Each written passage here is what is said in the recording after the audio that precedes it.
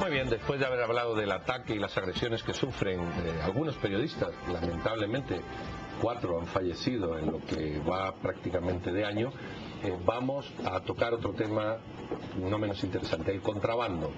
Ustedes viajan a Quetzaltenango, viajan a San Marcos, viajan a Retaluleu y ven en la carretera bidones de gasolina a precio inferior al que venden en las gasolineras. O pueden comprar refrescos, gaseosas, agua, incluso cerveza, mucho más baratas o significativamente más baratas de las que hay en las tiendas. ¿Qué está pasando? Todo ese contrabando y mucho más que vamos a abordar. ¿Qué entra? ¿A qué se debe? ¿Por qué ocurre? ¿Cuánto cuesta al fisco?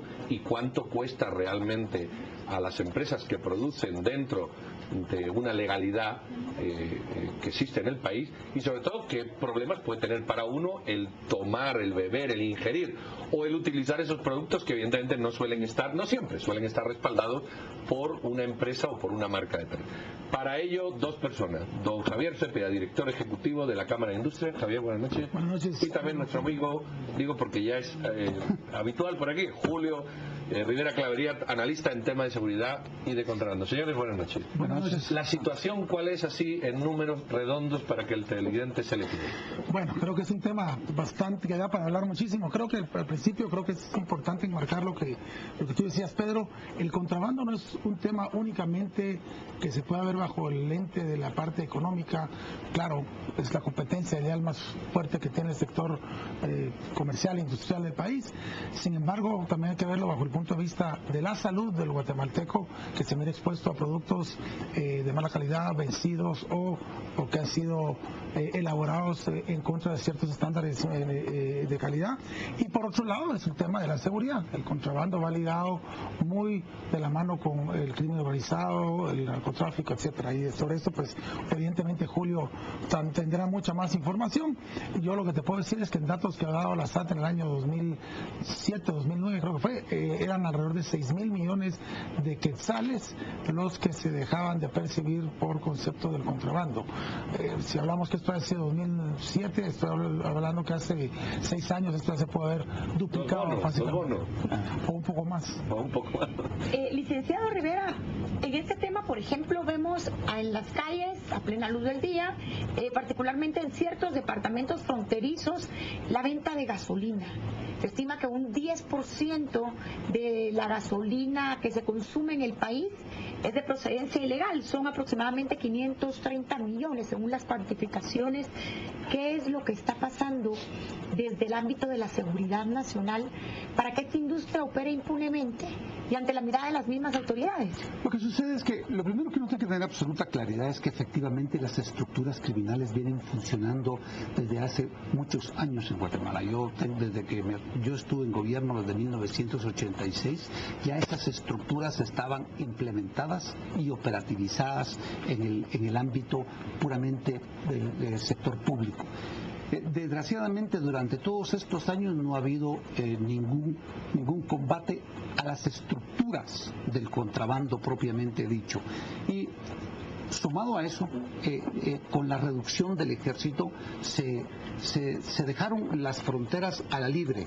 Y hoy por hoy tenemos aproximadamente 137 pasos ciegos vehiculares. Eso permite el ingreso de camiones de alto tonelaje que pasan con pipas ya cargadas desde México para acá, porque recuérdense de algo que es fundamental y es el diferencial del precio que existe entre México y Guatemala. En México la gasolina es subsidiada, en Guatemala no. Por lo tanto, me imagino que la diferencia ha de andar entre unos 50 y $2 de diferencia, lo que hace que efectivamente sea atractivo para la venta. Y sumado a eso, el problema es que efectivamente este tipo de problemas acarrea un fenómeno que en Guatemala es una realidad innegable y es el tema de la corrupción. Por lo tanto, la corrupción juega un papel importante para que efectivamente esta se pueda vender a la vista de todos los guatemaltecos, para que pasen muchos de los casos por las propias fronteras y que efectivamente las fuerzas de seguridad no hagan su trabajo como corresponde. Por una razón que también hay que tenerla con absoluta absoluta claridad, y es que el fenómeno del combustible es mínimo en relación con la problemática, por ejemplo, de los delitos contra la vida, de las extorsiones o otro tipo de delitos que afectan mucho más a los guatemaltecos. Por lo tanto, el norte hacia donde llevan el combate de las fuerzas de seguridad es a este tipo de delitos. Javier, mucha gente dice, bueno, es que son más competitivos, en México fabrican más barato y entonces nos entra, aquí tenemos más impuestos. Julio acaba de apuntar que no, por ejemplo, la gasolina está subvencionada, aquí no hay subvención, puede que haber otros productos. Que ante esas dos visiones, ¿qué explicaciones podemos dar? Es interesante, y hay que también visualizar un tema muy claramente. El contrabando del combustible posee una estructura muy distinta al famoso contrabando, llamémosle hormiga, que es el que pasa por las fronteras y que al final resulta siendo un contrabando del menudeo que termina estando en las tiendas de los tienditas de los mercados. Pero la estructura del contrabando de combustible es una estructura absolutamente distinta. Sin embargo, también datos que son curiosos de entender es que, distinto a lo que muchas veces creemos, la mayor cantidad de contrabando no entra a través de estos 130 y tantos pasos ciegos que decía Julio, sino que entra en las mismas aduanas. Ahí hay un gran foco de corrupción donde entra gran cantidad de contrabando en las noches.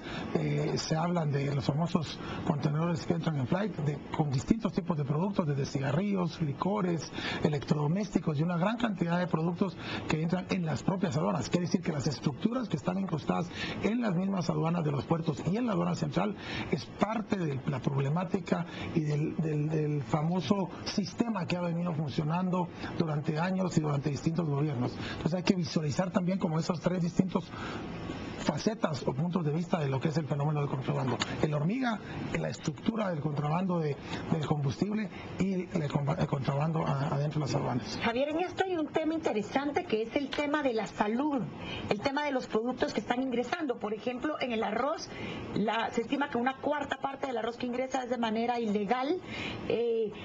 Asimismo, las gaseosas llaman la atención que más de 40 millones de aguas gaseosas están entrando en el país, y en el tema de los cigarrillos son aproximadamente 175 millones de cigarrillos. Se ha detectado que muchos de ellos tienen inclusive acerrina dentro o polvo. Esto es totalmente mortal o lesivo para la salud. En este tema, ¿qué se ha hecho? ¿Qué se ha podido avanzar? Ustedes como Cámara de Industria, ¿cómo han abordado esta problemática? Nosotros hemos tenido acercamientos con distintos sectores de Cámara de Industria. Tú mencionabas algunos sectores, a estos podríamos agregar sectores como el huevo. Hace unos años hicimos una conferencia de prensa donde expusimos una serie de productos enfrente de las cámaras y realmente era impresionante el olor que emanaban los productos, desde productos con fabricaciones como los cigarrillos que venían adulterados, que emanaban un olor ya de podrido o de húmedo, hasta productos como los huevos que también están ya vencidos y que la gente, creyendo que obtiene productos de una forma más barata, entre comillas, lo que está haciendo está exponiendo su salud. Ahora se suman también productos como las pastas alimenticias, algunos jugos o bebidas gaseosas que vienen adulteradas, el mismo licor que viene contrabandeado y que viene sin necesariamente haber pasado por los estrictos controles de seguridad y sobre todo seguridad alimenticia. Entonces es un riesgo al cual la población se está metiendo de una manera innecesaria y creyendo que está ahorrándose algunos centavos en comprar este tipo de productos, pero está exponiéndose no solo la salud de ellos, sino que la de sus familias, la de sus comunidades. Julio, apuntaba Javier los grandes puntos, las aduanas.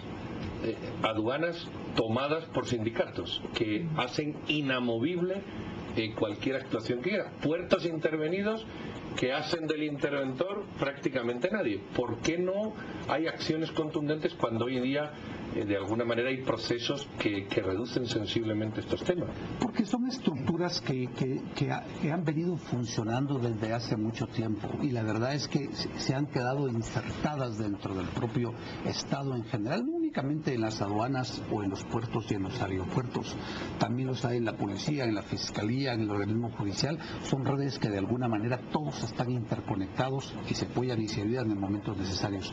Pero regresando a algo que planteaba Javier, déjenme decirles algo. También existe en Guatemala un problema serio.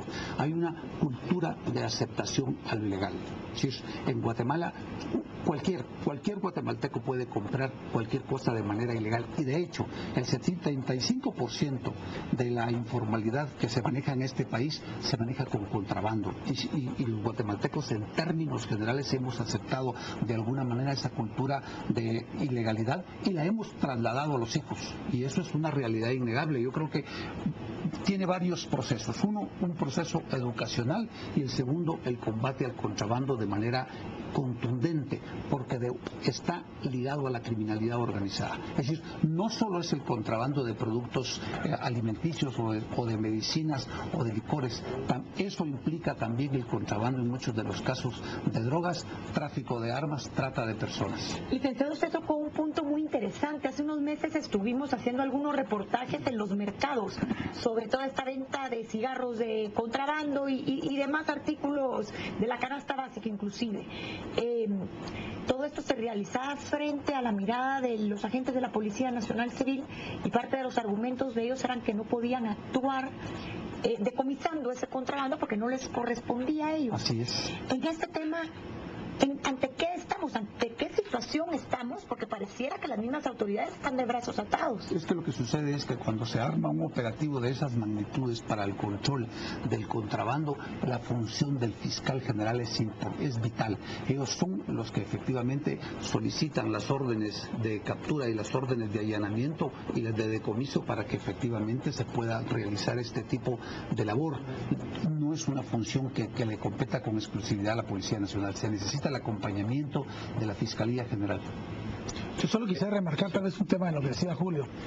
En la medida en que no se apruebe la ley en la cual se dicta que todo producto incautado por operativos de contrabando deben ser destruidos, en la medida que eso no se apruebe, el contrabando va teniendo muchas más oportunidades de continuar creciendo. Nosotros ya hicimos la propuesta, está una propuesta de ley en el Congreso dentro de la ley de aduanas, donde todo producto incautado por operativos de contrabando debe de ser destruido, porque lo contrario es una forma de legalizar el contrabando, y esto debe aplicar para cigarrillos, para comestibles, para huevos, para lo que sea, porque de lo contrario no se va a tener una certeza de castigo.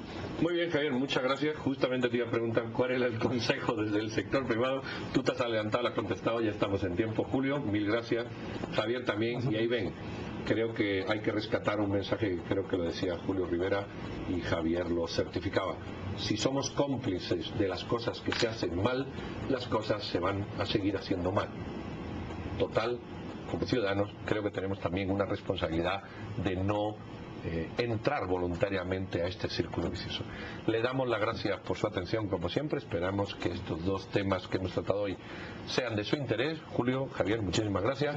Y aquí doña Silvia Jerez y yo nos despedimos hasta el próximo martes, no sin antes mandarlos a Deportes con JJ Corado, que a ver qué nos cuenta hoy. Muchísimas gracias y feliz noche.